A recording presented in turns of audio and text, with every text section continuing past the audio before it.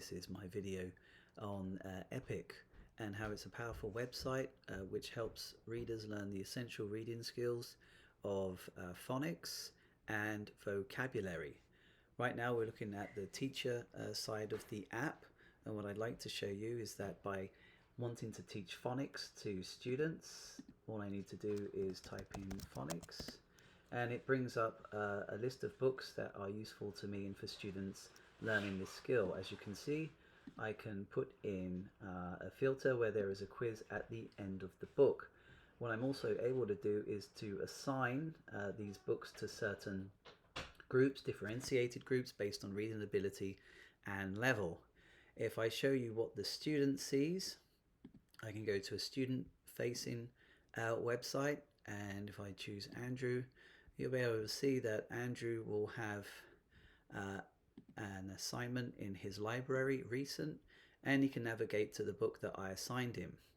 I noticed that that this book, or this website rather, is very useful in teaching phonics, which is the relationship between letters, graphemes and sounds, phonemes, and helping students understand and applying the sound symbol correspondence, which helps them decode and encode words.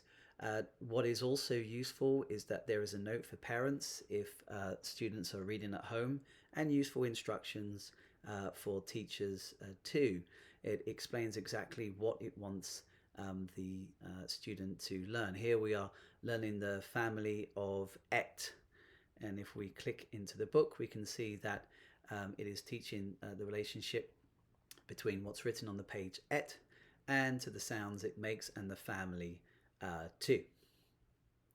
What this also does, this website, is it is very useful in helping students acquire the mastery of vocabulary, but specifically reading vocabulary, that is words encountered in the written texts. And if I go to the teacher view, and if I go to my library, we'll be able to talk about Women and Children First, which is a non-fiction book based on the sinking of the Titanic. What is very useful for this website is that for the reference books, it has the vocabulary system where it presents words that it would like the student to acquire for his or her vocabulary in highlighted font. And on the other page there is a visual reference for the text feature, and obviously vocabulary with a list of words that has been deconstructed by syllables: unsinkable, unsinkable. And if you want, you can click passenger on the word and it will give you an audible or audio reference for the word.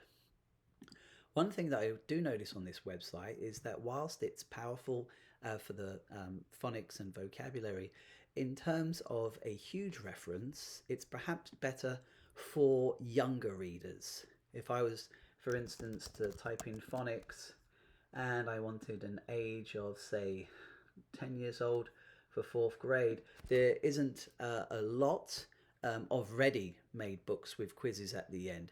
So it's something to bear in mind when you're preparing a lesson. That's it for part 1, where I describe phonics and vocabulary, and I'll proceed on to the second video.